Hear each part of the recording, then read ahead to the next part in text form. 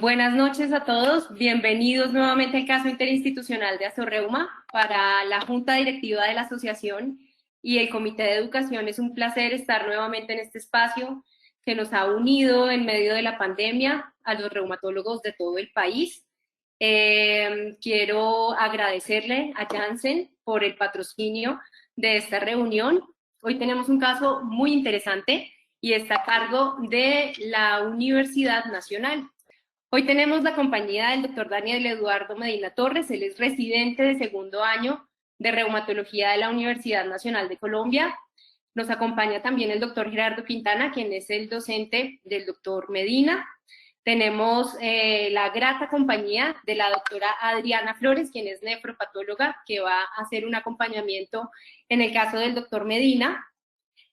Para este caso quiero recomendarles que por favor mantengan sus micrófonos apagados durante toda la conferencia, preferiblemente también las cámaras para tener mejor conexión y que no vaya a haber fallas en la presentación.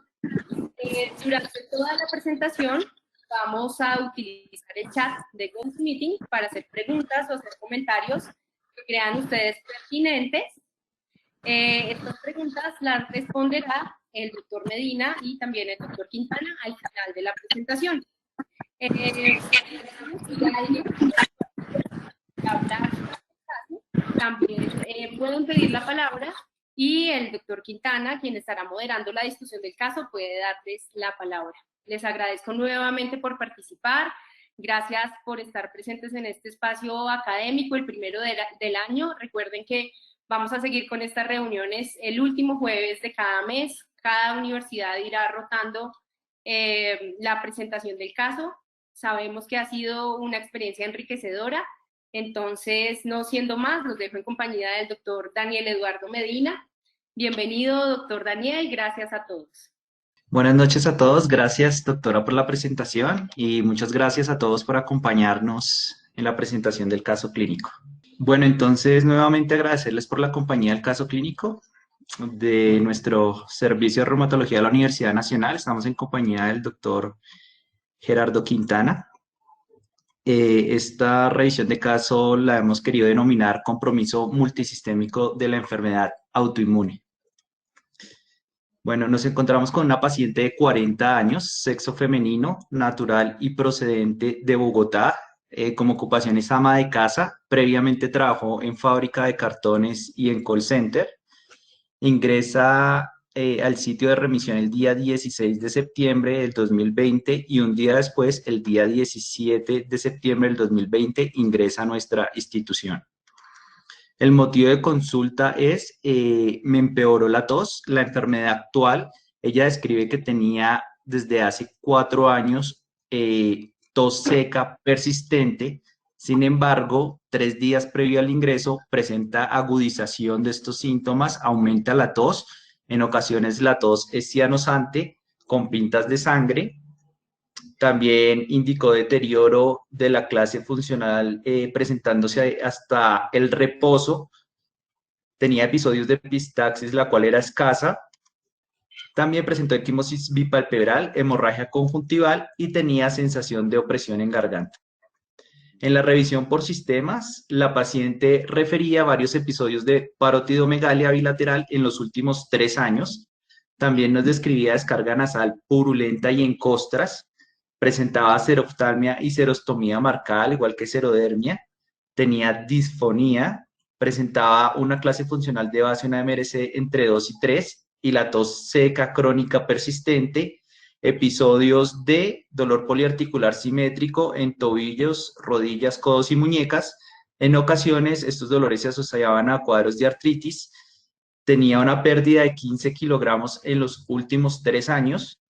Y también refería lesiones en piel, que las describía como tipo roncha. Inicialmente las lesiones eran eritematosas, posteriormente tenían un tinte violáceo y eran descamativas. Estas lesiones autorresolvían, pero dejaban una cicatriz hiperpigmentada y tendían a confluir en extremidades, tórax y espalda. Dentro de los antecedentes patológicos, la paciente previo al ingreso alcanza a ser valorada por esta sintomatología descrita por el servicio de neumología En consulta externa, ellos sospechaban una granulomatosis con poliangiitis y también alcanza a recibir una valoración por el servicio de reumatología, quien tenía la sospecha de un síndrome de Sjögren.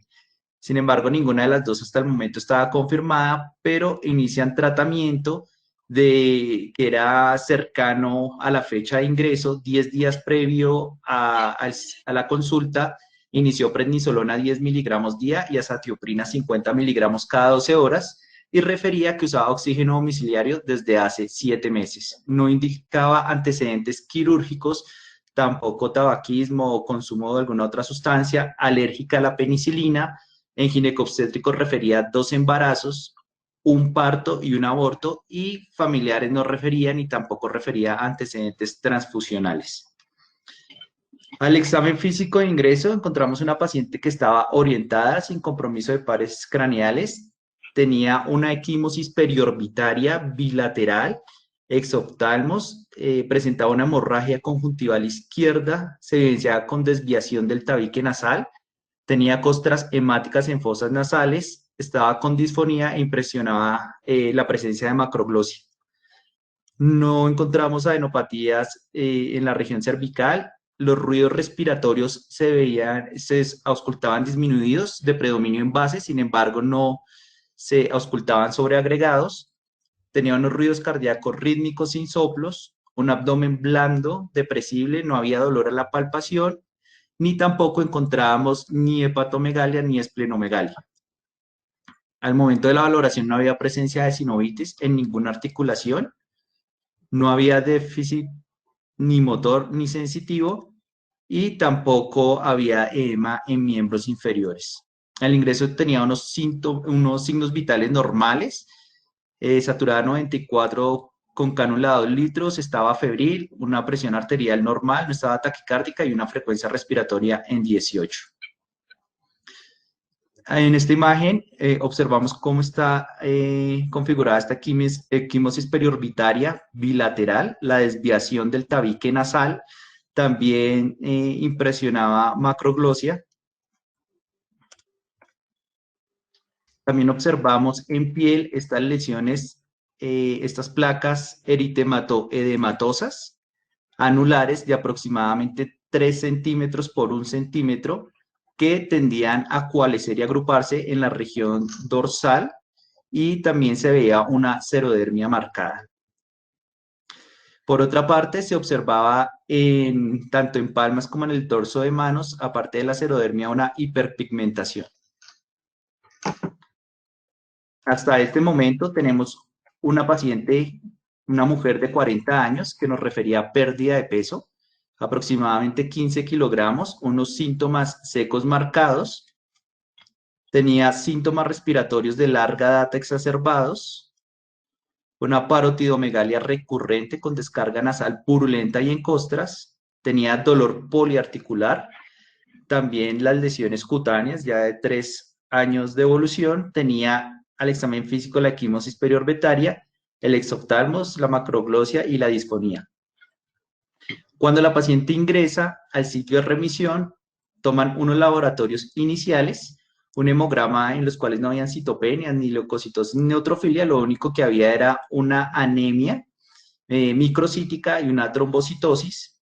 En el contexto de la pandemia y los síntomas respiratorios toman marcadores de mal pronóstico para COVID, tiene una LDH normal, pero con una troponina elevada en 9.8 y un dímero D también francamente elevado en 2623. Toman un electrocardiograma, el cual no muestra signos de isquemia aguda, y toman un antígeno para COVID-19, el cual es negativo, y una procalcitonina, que es negativa. Posterior a la toma de estos laboratorios y el ingreso a esta institución, se traslada un día después al Hospital Universitario Nacional. Es valorada por medicina interna ante el contexto de la pandemia, si bien tenía unos síntomas respiratorios crónicos, pero con esta exacerbación y agudización, considera que es necesario descartar la etiología viral, infección por SARS-CoV-2 y por la elevación del dímero D, también considerada descartar un tromboembolismo pulmonar asociado. Por lo cual solicitan una PCR para SARS-CoV-2, también solicitan una angiotomografía de tórax y solicitan a la paciente una historia clínica previa. deciden ingresar, continúan el oxígeno por cánula nasal, gastroprotección, mantienen el manejo con azatioprina que traía 10 días previo al ingreso, 50 cada 12, analgesia y tromboprofilaxis mecánica, dado pues que refería tos con pintas de sangre, epistaxis y la hemorragia conjuntival, y solicitan el concepto por nuestro servicio. De los paraclínicos que solicita medicina interna, perdón, esta es la historia que solicitó medicina interna y que aporta a la paciente. Tiene un TAC de tórax de junio en el cual había una enfermedad bronquiectásica severa, con una gran bula en el segmento superior del lóbulo inferior derecho, sin presencia de consolidaciones. Un TAC de senos paranasales en el cual había perforación de 12 milímetros en el tercio distal del tabique nasal y unos cambios inflamatorios pansinusales. Un ECO-TT en una fecha muy reciente al ingreso, con una FEBI conservada, pero con una hipoquinesia leve en pared inferoseptal inferior. No describían como tal signos de hipertensión pulmonar, un ventrículo derecho normal, sin valvulopatías, y alcanzan a realizar una nasofibrolaringoscopia que tenía despolimiento de la mucosa en zona 2 y 3, costras hemáticas sin sangrado activo y edema y eritema interaritenoideo. Dentro de los estudios que aporta también previos ambulatorios, ellas le alcanzan a realizar por consulta unos ANAS que son de 1 en 160 patrón granular, unos ENAS negativos y unos ANCAS negativos por IFI con un factor reumatoide negativo. De los paraclínicos de ingreso institucionales, encontramos el hemograma, nuevamente sin citopenias ni otros cambios, y una anemia microcítica hipocrómica heterogénea con trombocitosis. Tenía unos tiempos de coagulación normales, un CUMS directo que marcaba una cruz, y bilirrubinas, transaminasas, LDH y TSH dentro de límites normales. Sale la PCR para SARS-CoV-2 negativa y se decide pues, tomar la imagen del angioTAC que fue solicitado inicialmente por medicina interna. En el angioTAC se descarta que la paciente tenga un tromboembolismo pulmonar agudo o crónico, y lo que sí evidencia es que tiene bronquiectasias quísticas y varicosas asociadas a quistes pulmonares en ubicación del lóbulo superior, medio y en segmentos basales superiores de lóbulos inferiores, una consolidación tipo masa subpleural en el segmento apical del lóbulo superior derecho, y otro hallazgo de la tomografía es que se evidencia enomegalias mediastinales axilares que recomiendan amerita estudio histopatológico. Es valorada por nuestro servicio, teniendo en cuenta lo comentado previamente. Se tiene unos diferenciales. Inicialmente se quiere descartar una patología asociada a ANCA, dada que el paciente pues, tiene una perforación del tabique nasal, viene presentando síntomas respiratorios superiores, epistaxis, pansinusitis, también tiene síntomas respiratorios, pero ya tiene unos ANCAS ambulatorios por IFI negativos y un TAC de tórax, pues sin cambios típicos de la patología. Sin embargo, se consideró necesario descartar esta patología, por lo cual se solicitaron ANCAS por ELISA. El otro diferencial era el síndrome de Sjögren, que ya venía siendo pues, considerado de forma ambulatoria por reumatología, considerando los síntomas secos, la parotidomegalia y la presencia en el TAC de múltiples lesiones quísticas. Teníamos ya unos ENAS ambulatorios, los cuales eran negativos, sin evidencia de anti-RO. Teníamos entonces que confirmar pues, esta sospecha diagnóstica, se solicitó biopsia de glándula salivar. Por otra parte, se consideró también inicialmente amiloidosis, teniendo en cuenta pues, la presencia de esa quimosis periorbitaria, también impresionaba la macroglosia. No teníamos hasta este momento estudios para esta patología y se solicita inicialmente una biopsia de tejido subcutáneo abdominal. La otra posibilidad que nos planteábamos era una enfermedad relacionada por IgG4, dado pues algunos hallazgos y lo que refería a la paciente como parotidomegalia, síntomas generales, síntomas secos, la pérdida de peso, el exoftalmos y las adenopatías, tampoco sin estudios para esta patología. Inicialmente consideramos pues determinar subclases de inmunoglobulina G. Y por último, aunque menos probable, consideramos que se podría tratar de un cuadro infeccioso, dado pues era sintomática respiratoria, tenía pérdida de peso. Ya consideramos, digamos, un cuadro respiratorio agudo por lo menos para SARS-CoV-2 por PCR y antígeno negativo y una procalcitonina negativa, pero consideramos necesario descartar otros cuadros infecciosos como tuberculosis, hepatitis B y hepatitis C, por lo cual se piden estudios para esta patología. y se solicita el concepto al servicio de neumología y de otorrino. Dentro de la evolución de la paciente, tenemos nuevos paraclínicos. Digamos que ante el CUMS positivo, pues se toma reticulocitos, aptoglobina, CUM fraccionado y un extendido de sangre periférica. Dentro de estos, pues se consideró que la paciente no cursaba con anemia hemolítica, si bien tenía una cruz, en el CUMS, tenía un CUMS positivo con una cruz. No hubo aumento de LDH, no hiperbilirrubinemia, hemoglobina estable y aptoglobina normal. Tenía un BK seriado de esputo negativo, un aspirado nasofaringio sin presencia de bacilos ácido alcohol resistentes, un Ginexpert que no presentaba positividad y el virus de hepatitis B y hepatitis C negativos. El hemograma, 2 días después, no evidenciaba que la paciente presentara aumento pues, o descenso de hemoglobina, que aumentara la anemia, y no había mayores cambios. Una ferritina, pues, con leve disminución, pero pues, sí, tampoco sin mayores cambios. El perfil autoinmune institucional que sale el día 22 de septiembre nos evidencia un C3 y un C4 consumidos, un anti-DNA que es negativo y ya nos sale el reporte de ANCAS por ELISA con unos antiproteínas A3 negativos y unos antimieloperoxidasa que son negativos. Se lleva biopsia de glándula salival por parte de nuestro servicio el día 22 y la biopsia de glándula salival considera que tiene cambios concordantes con una cialoadenitis crónica severa con un focus score mayor de 2, clase 4 de Chisholm-Manson. Se hace estudios hematológicos, se solicita electroforesis de proteínas y en los estudios hematológicos lo que llama la atención es que tiene un pico la IgG, la cual está aumentada, está en 2.399.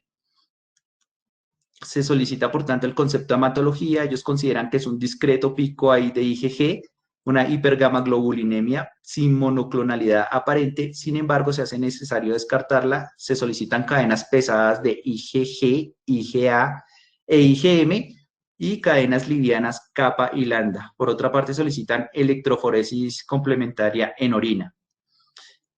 Acá vemos las subclases de inmunoglobulina G, en las cuales pues, encontramos una IgG4 que se encontraba pues, dentro de parámetros normales para este rango de laboratorio. La biopsia de tejido celular subcutáneo abdominal, de grasa abdominal solicitada, también nos describe que el estudio no demuestra amiloide bajo luz polarizada. Se considera pues, que esta biopsia tiene una histología normal.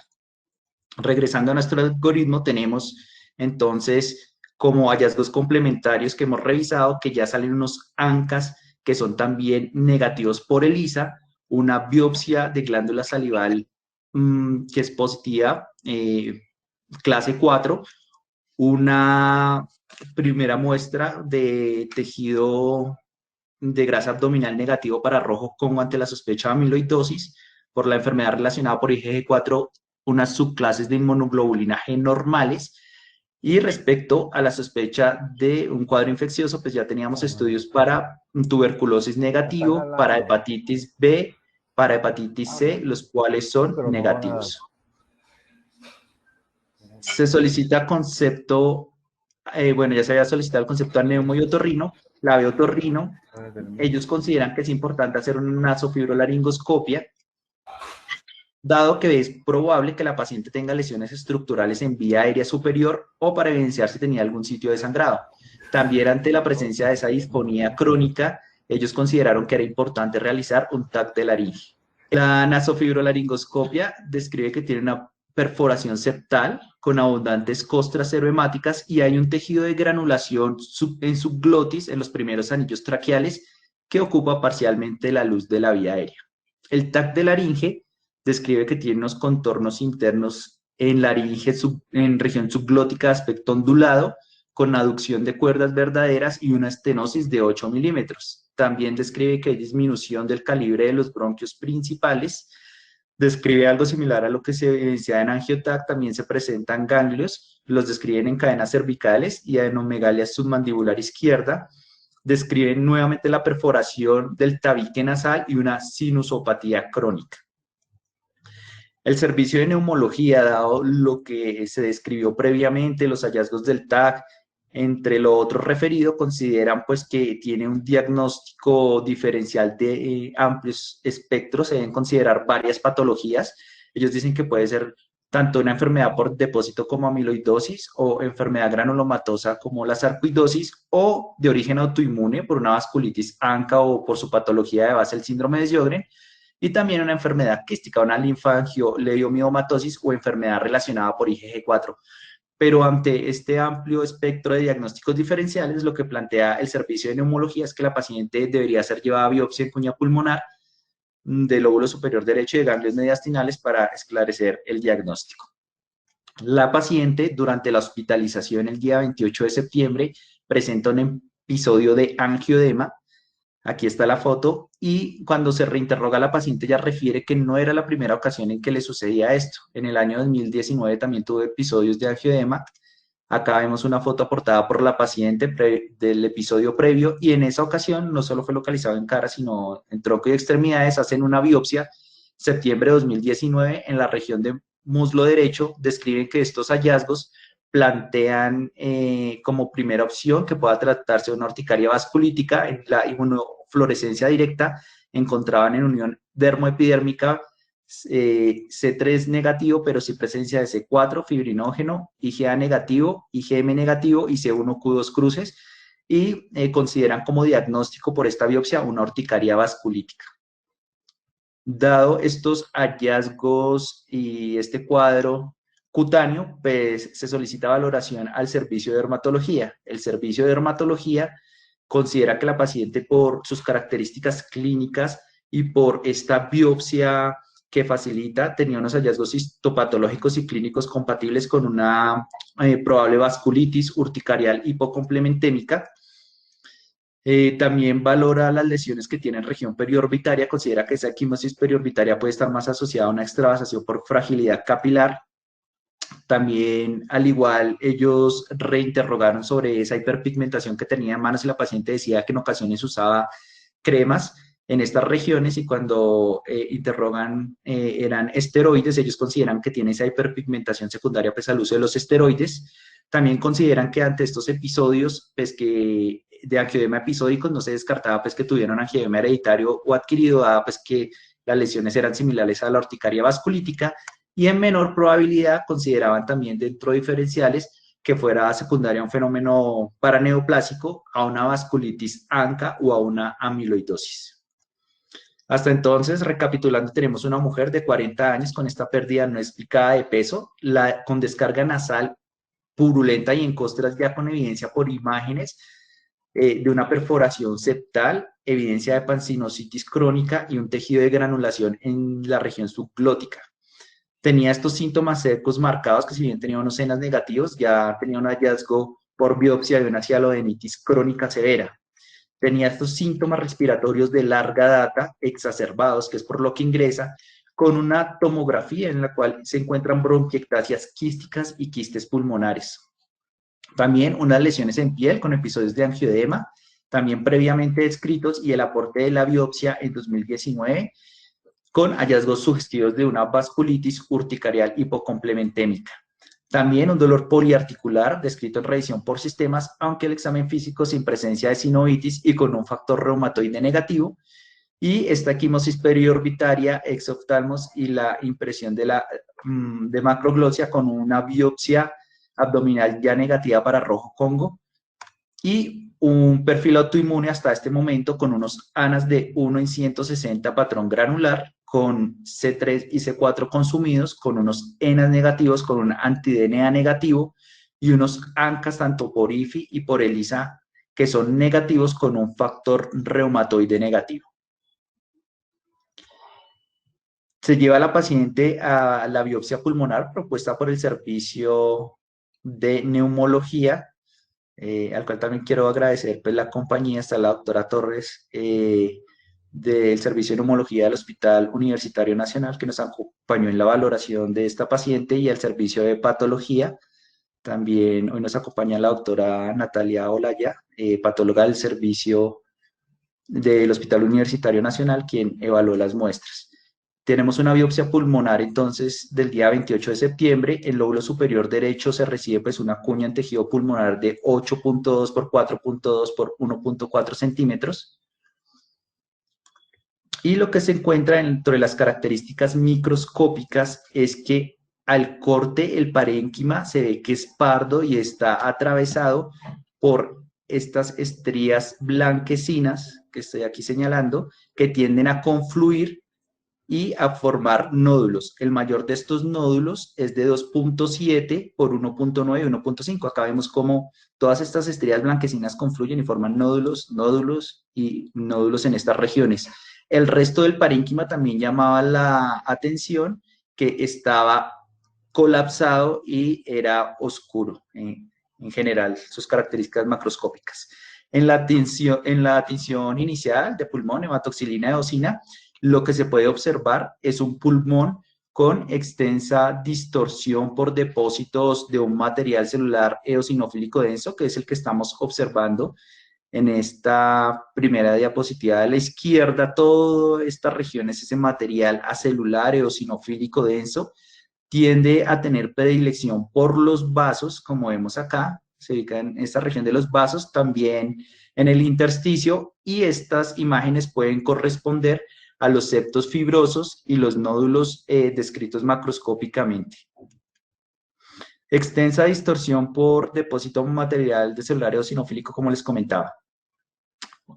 Continuando con las tinciones de hematoxilina eosina, en esta imagen, aumentando el campo ya por 10, lo que se observa es que presentaba una rotura de septos alveolares, el parénquima tampoco era normal, y en la periferia se observaba un denso infiltrado inflamatorio, que es el que estoy señalando en este momento, en esta región. Y ya por último, con más aumento, lo que se veía era que tenía un infiltrado inflamatorio tanto a nivel intersticial y peribronquial, en donde encontrábamos linfocitos polimorfonucleares y algunos plasmocitos. Las células que predominaban eran los linfocitos, también habían unos pocos plasmocitos y muy escasos neutrófilos. Lo otro es que había una conformación eventual de folículos linfoides, como vemos en esta región, de disposición peribronquial e intersticial. Y pues hasta el momento en estas imágenes pues no había necrosis, granulomas, microorganismos ni morfología que sugiriera un proceso tumoral. El reporte preliminar de esta biopsia del lóbulo superior derecho nos describen que son hallazgos inusuales y de difícil interpretación. Plantea dos procesos principales que requerirían confirmación por medio de histoquímica e inmunohistoquímica y pues un ejercicio multidisciplinario. El primer proceso que nos plantean o nos sugieren desde patología es que podrían estos cambios evocar una amiloidosis difusa y como segundo probabilidad un proceso intersticial crónico avanzado. La paciente posterior a que se hace la biopsia en cuña pulmonar, la paciente presenta un deterioro respiratorio marcado, sangrado de vía aérea, requieren pues llamar al servicio de neumología, el cual pues acude al área pues, de cirugía, requiere hacer un control endoscópico con adrenalina y ácido tranexámico. La paciente pues, se pone inestable, presenta un choque hipovolémico, requiere soporte pues, transfusional, inotrópico y ventilatorio en la unidad de cuidado intensivo. Posteriormente, 2 días después, la paciente presenta fiebre, eleva reactantes de fase aguda y esa procalcitonina inicial que digamos negativa ya se presenta positiva y también nueva toma de troponina, la cual es positiva. Por tanto, en la unidad de cuidado intensivo, aparte de ese soporte inotrópico ventilatorio que le estaban dando, inician un manejo antibiótico. Con este soporte que hace el grupo de cuidado intensivo, la paciente evoluciona de forma favorable y aproximadamente 6 días después, el día 3 de octubre, la paciente logra ser extubada y posteriormente se puede iniciar el destete de dobutamina. Continúa vigilancia en la unidad de cuidado intensivo posterior al traslado a piso y posterior al traslado a piso el día 9 de octubre. Esta imagen es la imagen que se hace en la unidad de cuidado intensivo posterior a la complicación que la paciente presenta en la resección en cuña. Vemos el enfisema subcutáneo marcado Vemos neumotórax, vemos las mismas bronquiectasias, quistes, pero también vemos ya áreas de consolidación y de vidrio esmerilado de forma difusa, que sumado pues a los hallazgos que se describían de fiebre y elevación de reactantes, pues se consideraba que la paciente también cursaba con un proceso infeccioso de origen pulmonar.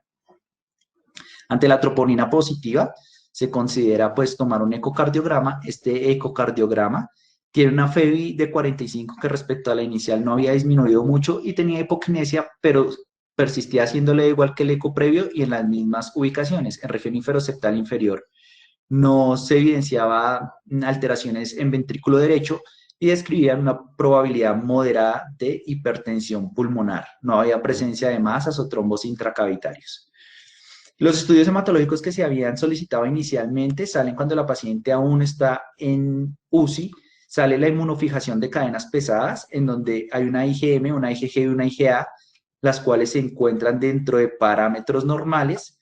Las cadenas livianas, tanto lambda como kappa, se encuentran normales con una relación normal y en la electroforesis de proteínas ya no se encuentra ninguna alteración.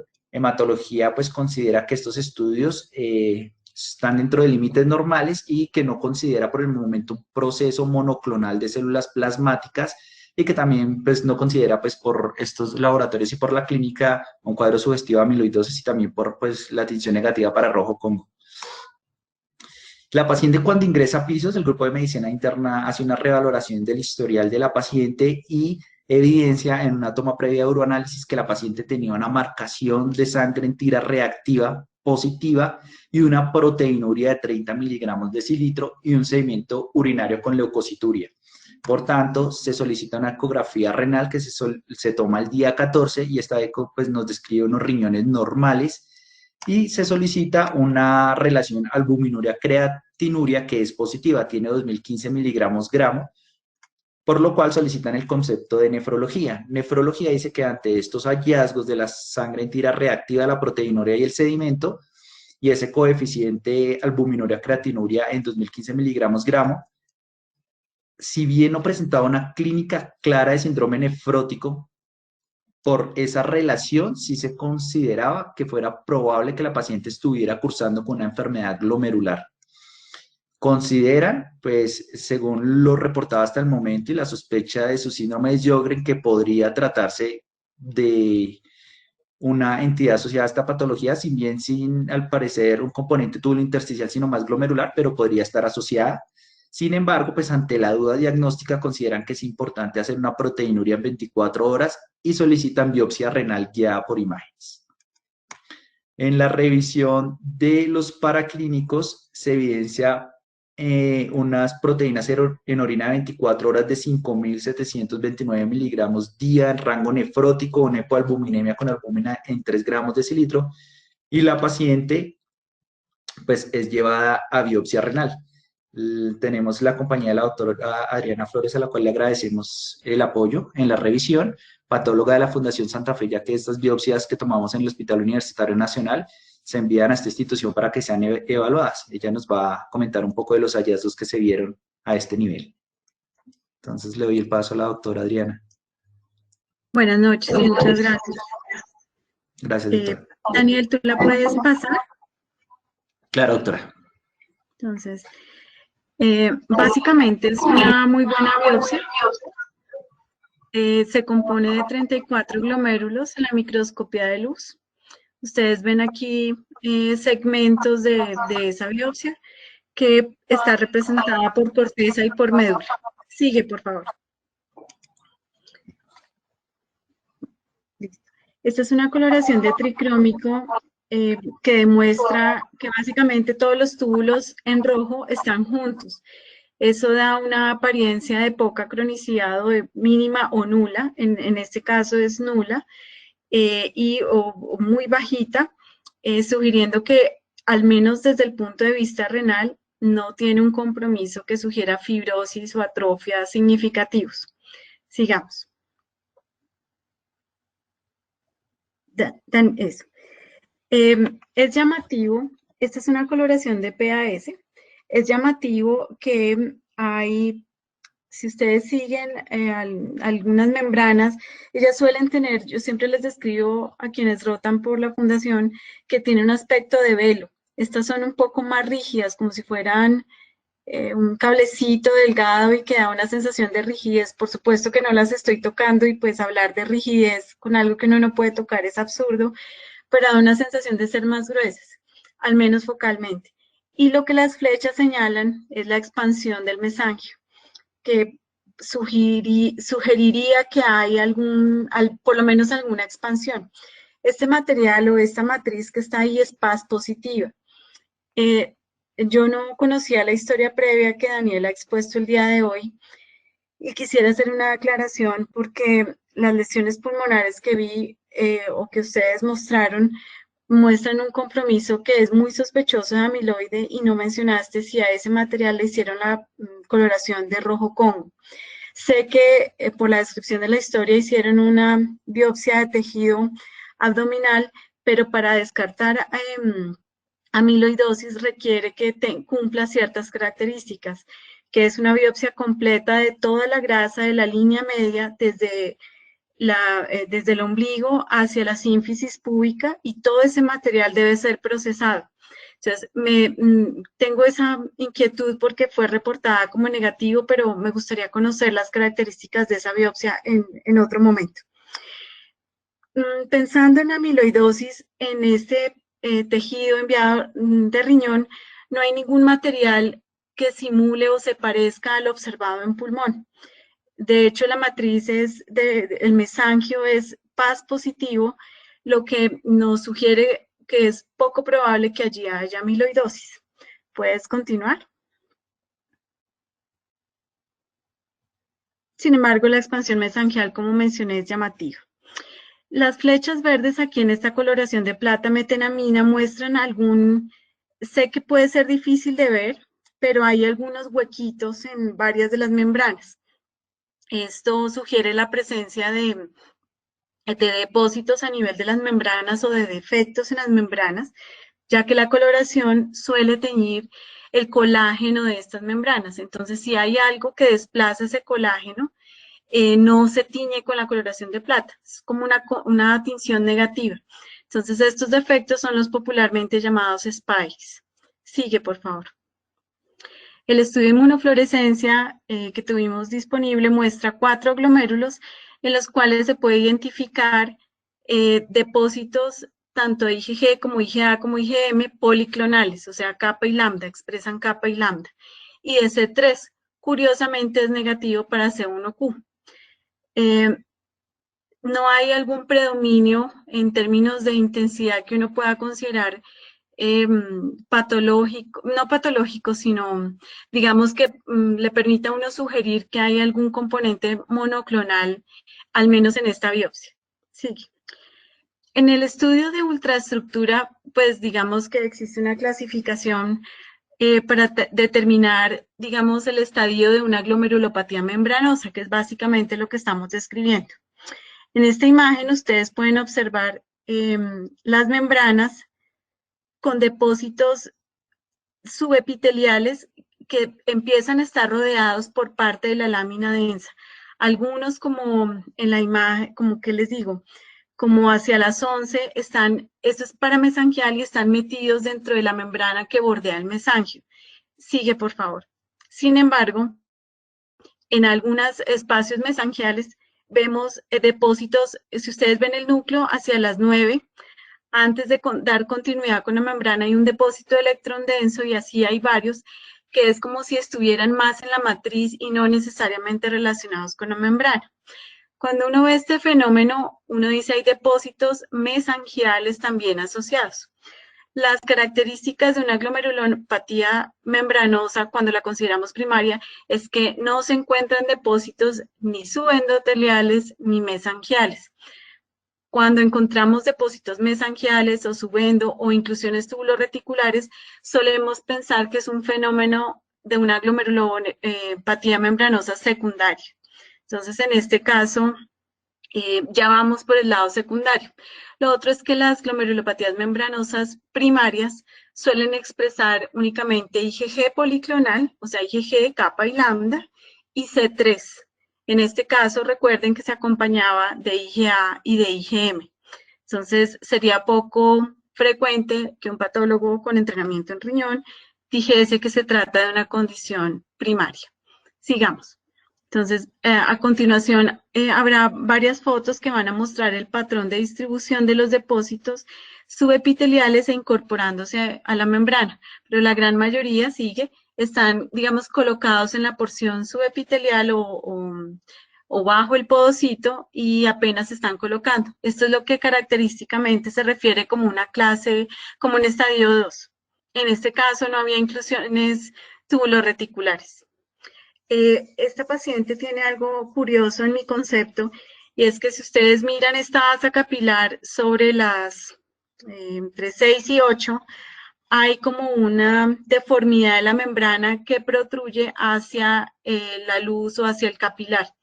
Este es un fenómeno de daño endotelial asociado que llamamos, en este caso, digamos, ese pequeño defecto parece más un doble contorno incompleto, pero sugiere que hay un proceso de daño endotelial asociado. En relación a toda la historia mencionada, pues ella tiene múltiples etiologías que me permiten explicar el daño endotelial, como es, por ejemplo, el hecho que ella ha recibido soporte inotrópico, que tiene anemia. Si repasan ustedes un poco la anemia, cualquier cosa que distorsione el equilibrio del fluido a nivel capilar lesiona la célula endotelial y terminará en el mismo fenómeno.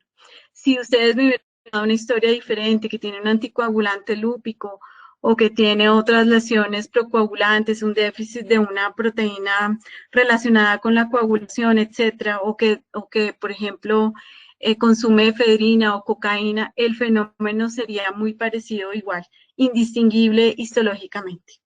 Eso es lo que podemos decir de la biopsia renal, una glomerulopatía membranosa muy posiblemente secundaria.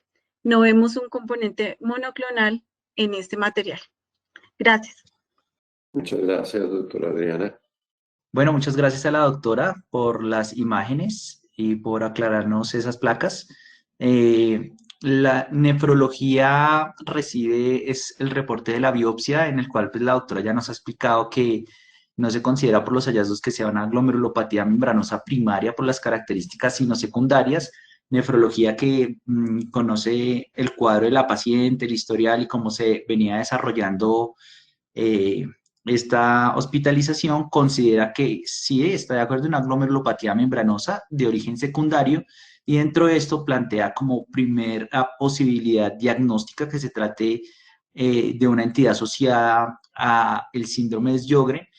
Considera que una enfermedad por IgG4 sistémica no está tan clara, no tiene estos hallazgos, no hay una fibrosis estoriforme clara y en menor posibilidad un lupus con glomerulopatía membranosa o una neoplasia, pero digamos que plantea que puede ser secundaria a una patología autoinmune de base ante la sospecha del síndrome de Sjögren. Lo que comentaba la doctora, el grupo de patología del Hospital Universitario Nacional ya continúa haciendo los estudios de la biopsia pulmonar y pues desde este punto de vista se enfoca a la paciente desde dos posibilidades, que es analizándolo desde la presencia del depósito de este material en el intersticio perivascular o por el infiltrado inflamatorio linfocitario que ya habíamos descrito que presentaba la paciente en las primeras imágenes. Lo primero que se quiere descartar es si hay imágenes en pulmón sugestivos de neoplasias, por tanto, se inicia los estudios, se hace marcación para CD138, que es en busca de plasmocitos, pues los cuales no muestran ninguna alteración. La relación kappa y lambda es normal, casi que si ustedes pueden ver aquí es 1:1, por tanto, con estos marcadores se descarta pues, la presencia de un mieloma múltiple, lo que hay es una expresión politípica de cadenas ligeras que favorecen un proceso reactivo. También se hacen marcaciones buscando pues descartar linfoma de zona marginal, se hace este marcador BSL2 que es para tumores de centro germinal, pues siendo negativo, no hay ninguna alteración a este nivel y se hacen estas dos marcaciones de CD3 y CD20, CD3 es una marcación para linfocitos T y CD20 para linfocitos B y si vemos aquí nuevamente hay una relación 1:1 pero sin predominio de linfocitos B o T1 sobre el otro. Y el marcador CD23, que también se busca pues para descartar presencia de linfoma. Acá se ve pues que marca, lo cual descarta que también sea como unos cambios sugestivos de un proceso de linfoma. Y pues se ve esa población linfoide mixta de células T y B, pero sin expresión aberrante ni marcadores que sugieran un proceso linfoproliferativo. También se hace marcación para neoplasia primaria con este marcador TTF1, que es un 80% aproximadamente de las neoplasias primarias no lo van a marcar, y es negativo, por lo cual baja la probabilidad que sea una neoplasia primaria. Desde el punto de vista, el componente neoplásico a nivel pulmonar, tanto del linfoma de bajo grado como mieloma múltiple o una neoplasia primaria, quedaba descartado. Ahora también se quería descartar un componente reactivo infeccioso. Ya habíamos dicho que por hematoxilina eosina no había ningún cambio que sugiriera de entrada hay un proceso infeccioso. Sin embargo, pues se hace estudio de Sil-Nielsen que es negativo pues, para sospecha de TBC, o un PAS negativo para presencia de infección por hongos. Por tanto, más los hallazgos previamente descritos, tampoco se consideraba que cursara con un componente infeccioso. Dado que uno de los diferenciales que planteaba nuestro paciente era una enfermedad relacionada por IgG4, se solicitó marcación con IgG e IgG4, y lo que vemos acá básicamente que predomina la IgG sobre la IgG4, contrario a lo que uno esperaría en esta patología, en donde debería haber un predominio de la IgG4 sobre la IgG. Por tanto, se considera que no hay expresión de marcadores que sugieran una enfermedad relacionada por IgG4. Aclarando la duda de la doctora Ariana, el grupo de patología sí hace los estudios ante la sospecha de amiloidosis, incluso se hace en 3 ocasiones, y durante estas 3 ocasiones el paciente no tiene marcación para rojo Congo dentro de la biopsia pulmonar. Por tanto, enfocándolo por el lado del depósito, no contábamos con cambios que sugirieran una IgG4 ni depósito amiloide, y por último se hace una tinción de tricrómico, que aquí lo que marca son depósitos de colágeno en verde. Vemos toda esta marcación positiva, entonces se ve que hay unos depósitos abundantes de colágeno consistente con una fibrosis. Tenemos entonces desde el abordaje por patología y de los hallazgos de esta biopsia que correspondería más a cambio de fibrosis y reactivos por componente intersticial, descartando las otras posibilidades. El diagnóstico de biopsia pulmonar que nos propone el grupo de patología, analizando pues la historia de la paciente, es que estos cambios de esa lobectomía del lóbulo superior derecho en cuña son consistentes con granulomas pulmonares y alinizantes, focos de bronquiolitis folicular y cambios de una neumonía linfoide intersticial. Nos describen que estos hallazgos son difíciles de interpretar. Sin embargo, pues teniendo en cuenta lo descrito durante la hospitalización, ellos nos sugieren como primera opción, pues que podría estar asociada a una enfermedad autoinmune base. Dentro de estas, el síndrome de Sjögren, dado que esta neumonía linfoide intersticial y estos granulomas pulmonares y alinizantes y estos focos de bronquiolitis folicular se pueden presentar en esta entidad. Por tanto, retomando nuestro algoritmo, tenemos ya, pues, de hecho, ya una biopsia pulmonar y renal que no tiene hallazgos sugestivos por ANCAS, con unos IFI y ELISA previos y un TAC no típico. Consideramos pues, que la paciente no cursa con una vasculitis asociada a ANCAS. Nuestro otro diferencial grande, que era amiloidosis, por lo descrito previamente, no tenía una biopsia abdominal positiva para rojo Congo. Era la biopsia pulmonar también negativa para rojo Congo, y como nos explicaba la doctora Adriana, tampoco se veían alteraciones que sugirieran a nivel renal. Compromiso por amiloidosis, y los estudios que hizo hematología, el concepto de hematología, tampoco consideraba esta como opción diagnóstica. Consideramos que la paciente tampoco cursaba con una amiloidosis. Respecto a esta sospecha de enfermedad relacionada por IgG4, pues ya teníamos unas subclases de inmunoglobulina G normales, una biopsia pulmonar, la cual se le hacen marcadores para IgG4 y relación de IgG, la cual es negativo, sin un predominio del infiltrado linfoplasmocitario, y una biopsia renal en la cual no se ven los hallazgos típicos, que es esta fibrosis estoriforme. Consideramos, por tanto, pues, que la paciente tampoco cursa con una enfermedad relacionada por IgG4. Respecto a las infecciosas, que era la menos probable, ya salen estudios negativos para TBC, hepatitis B, hepatitis C. La biopsia pulmonar también nos descarta infección por TBC, por hongos, o por otro agente. Consideramos que por la clínica, los paraclínicos, las biopsias, pues tampoco cursaba con un compromiso infeccioso. Por tanto, pues nos quedaba la otra sospecha, que era un síndrome de Sjögren, ya planteada previamente de forma ambulatoria sin haberse confirmado. Tenía unos síntomas secos marcados, oftalmia, xerostomía, xerodermia, episodios recurrentes de parotidomegalia. El TAC tenía quistes, tenía una biopsia salival con una cialoadenitis crónica severa clase 4. En la biopsia pulmonar nos describían esa neumonía intersticial linfocítica y en la biopsia renal nos describían una glomerulopatía membranosa no de origen primario sino secundario que Nefro la enfocaba pues digamos dentro de los diferenciales y las posibilidades diagnósticas como la más probable, a pesar de tener unos ENAs negativos. Entonces consideramos que la paciente cursaba con un síndrome de Sjögren, por eso decidimos definir el título de esta presentación como las manifestaciones multisistémicas de la enfermedad autoinmune. Esta paciente hace los síntomas secos marcados, tenemos la evidencia de la biopsia por cialoadenitis crónica severa, estos síntomas respiratorios que también se han descrito en estos pacientes, con hallazgos tanto por imágenes que concuerdan por las bronquiectasias quísticas, los quistes pulmonares, por los hallazgos en biopsia que se han descrito en estos pacientes, la neumonía intersticial linfoide, que es esa enfermedad intersticial más frecuente que hacen estos pacientes, y también la presencia de granulomas dialinizantes que están asociados a esta neumonía intersticial linfoide, y la bronquiolitis folicular que también se puede encontrar dentro de estos pacientes. Síntomas generales que también podemos ver en esta patología, pérdida de peso, poliartralgias, entre otras. Tenemos una parotidomegalia, una pansinusitis, esa parotidomegalia recurrente. Teníamos una vasculitis urticarial hipocomplementémica que si bien, digamos, dentro de las manifestaciones cutáneas del síndrome de Sjögren no es de las más frecuentes, pero sí que está descrita como una manifestación que se ha descrito y que está relacionada a esta patología. Teníamos una perforación septal y un tejido de granulación subglotis. Estos tejidos de granulación subglotis se han descrito en estos pacientes porque tienden a tener algo de reflujo laringoesofágico. Posterior a esa presencia de reflujo laringoesofágico pueden hacer algo de esos cambios a nivel de estenosis y cambios subglóticos. La perforación septal también se ha descrito.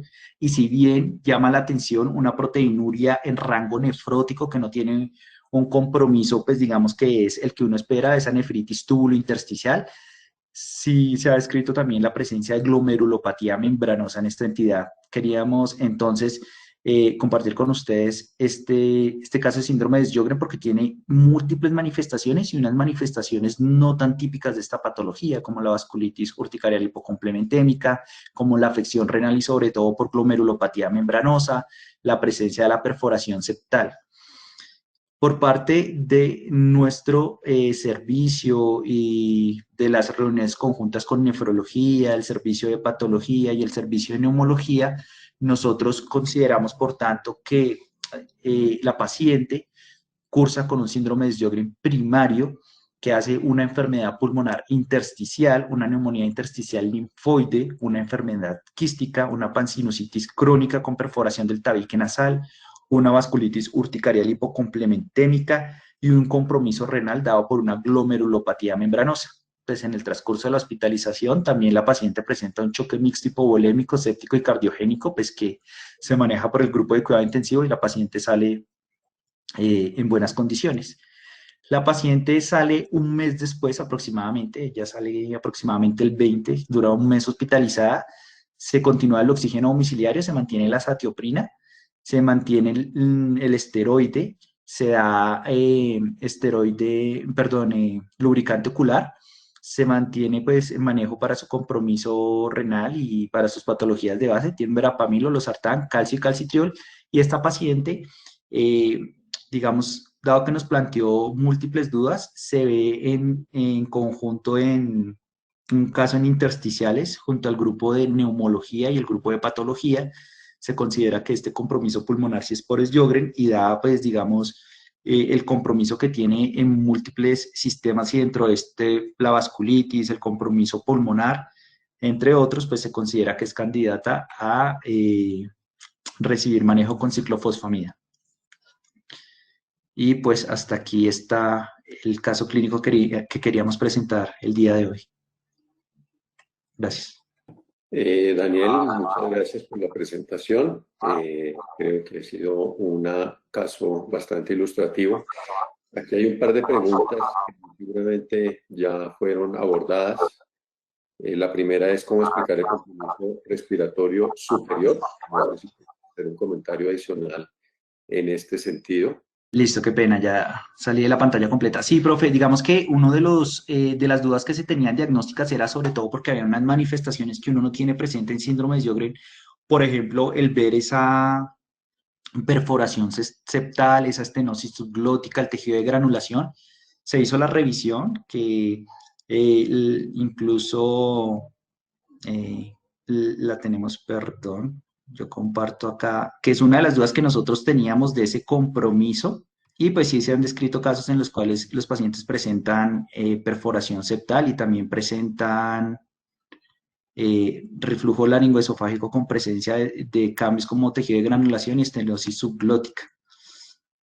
Entonces, dentro de esas dudas que se planteaban, si hay descrito, si bien es muy poco frecuente en realidad, se ha visto como lo se plantea en este artículo de 2013, el compromiso nasal y paranasal en el síndrome de Sjögren, sí se ha escrito que muchos pacientes tienen atrofia de mucosa nasal al examen físico, y dentro de estos pacientes que hacen atrofia de mucosa, que es casi la mitad, se puede llegar a ver hasta en un 13% la perforación del tabique septal, y la presencia de granulomas y estenosis subglótica, como se ve en este artículo de 2013, es dado sobre todo o se explica por las lesiones laringias asociadas al reflujo laringoesofágico. Se han descrito presencias de granulomas, de nódulos en cuerdas vocales y también estenosis subglótica. La paciente de nosotros tenía granulomas y estenosis subglótica. Eso sería como lo que encontramos a ese respecto. Gracias, Daniel. El doctor Carlos Jaime Velázquez también pregunta si se considera el uso de ciclofosfamida. Ya lo habías comentado que sí se tuvo en cuenta para el manejo, para darle continuidad en el manejo. Y creo que hay un comentario más que una pregunta con relación a la deficiencia del inhibidor de C1 que explica el angioedema para el Sjögren. Por ahora no veo más preguntas. Si hay otra duda. Dice la doctora Gloria que si podemos hablar entonces de un síndrome de Sjögren seronegativo. Daniel. Sí, gracias por la pregunta, doctora.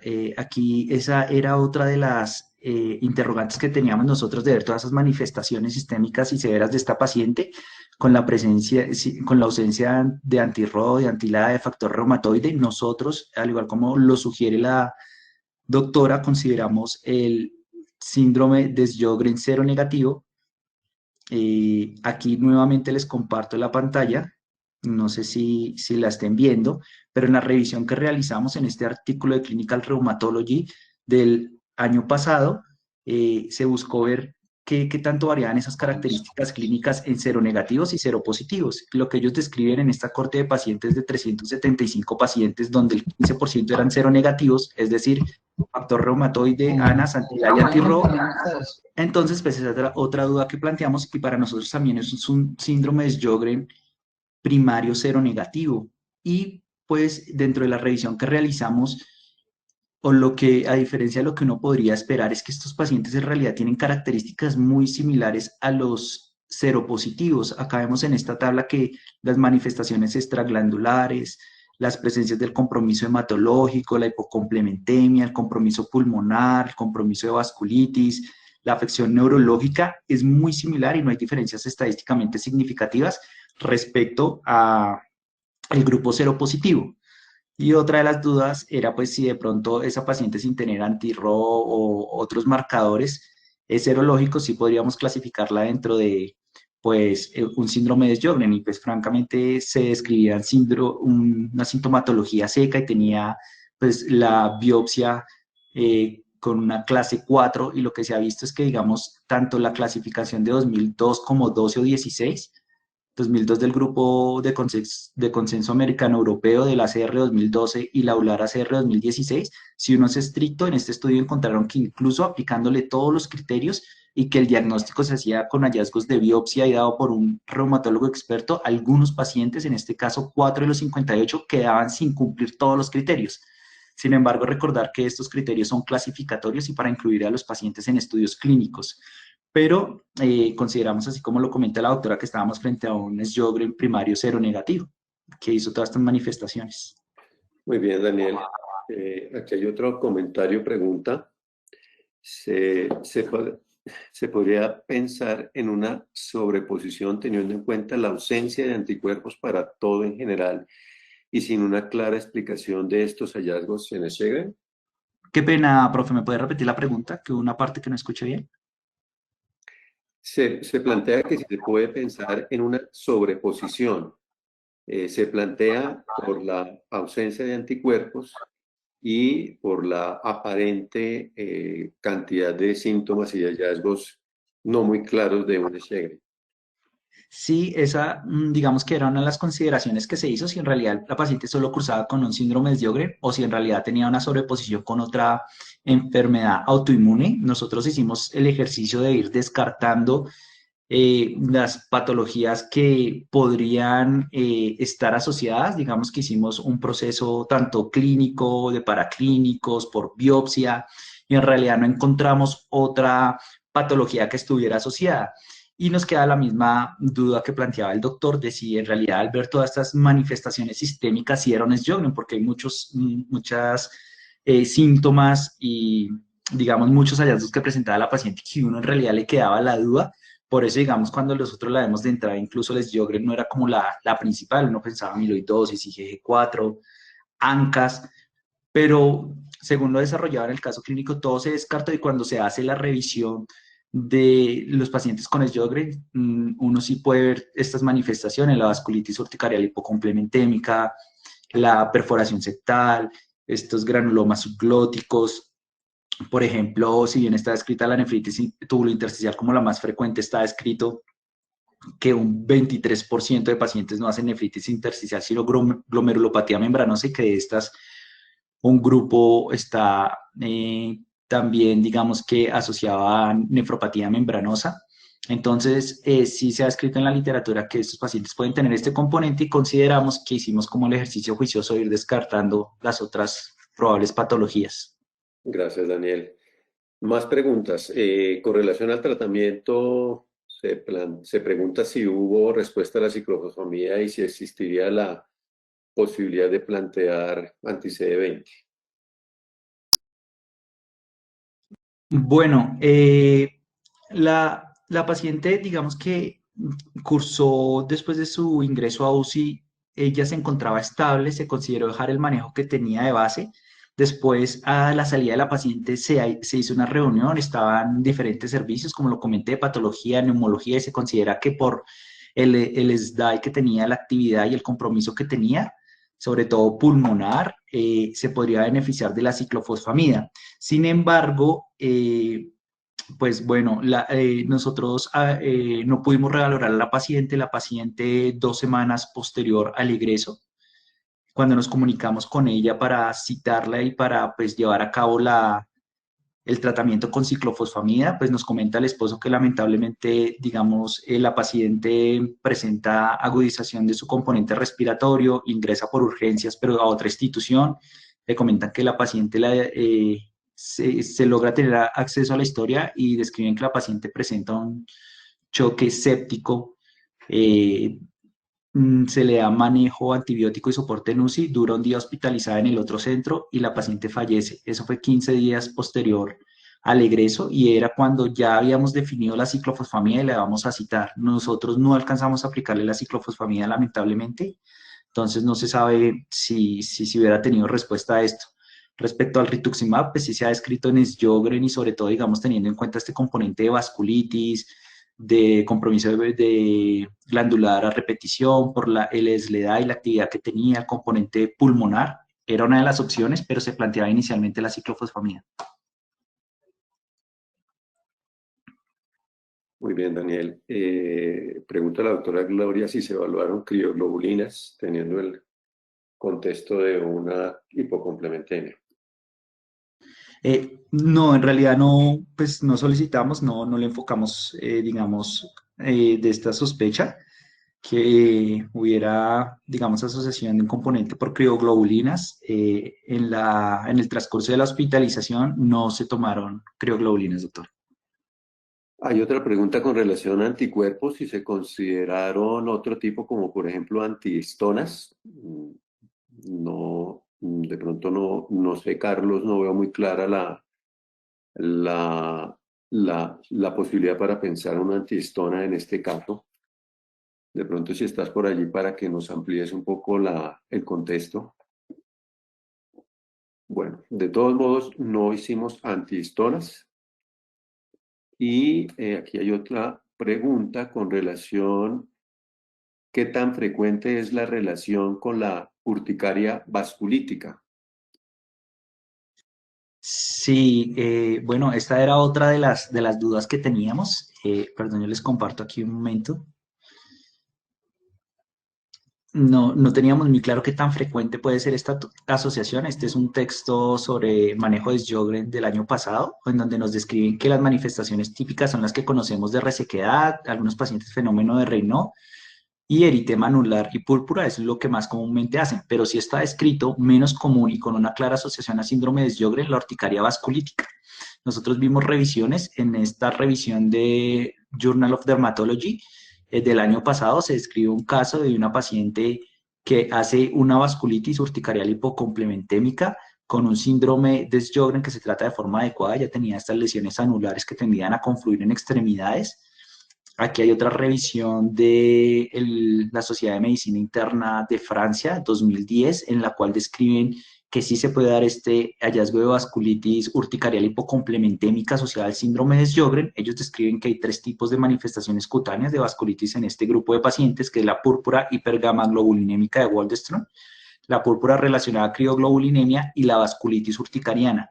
Dentro de los pacientes que hacen compromiso de vasculitis y esta afección cutánea en Sjögren, de todo ese grupo se describe que hasta un 20% aproximadamente de los pacientes pueden hacer vasculitis urticarial hipocomplementémica.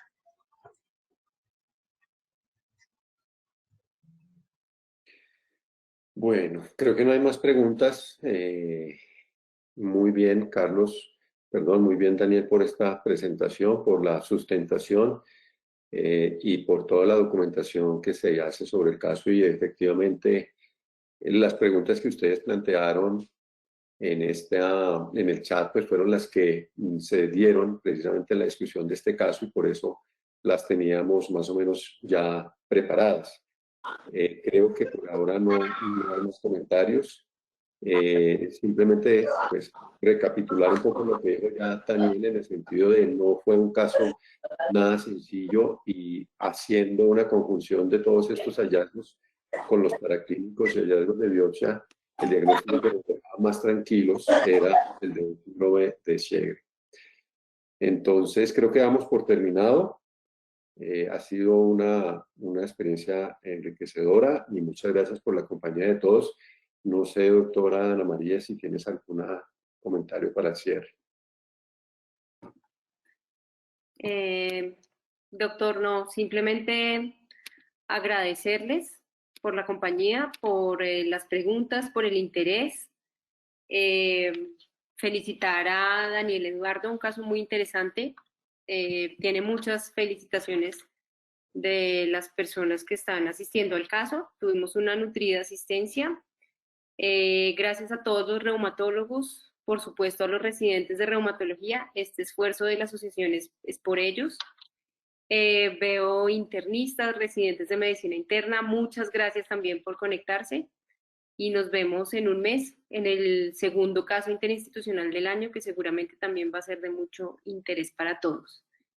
De nuevo, gracias, doctor Medina, doctor Quintana, a la doctora Flores por su compañía y que pasen muy buena noche. Muchas gracias, doctora, y a todos por acompañarnos. Que tengan feliz noche. Bueno.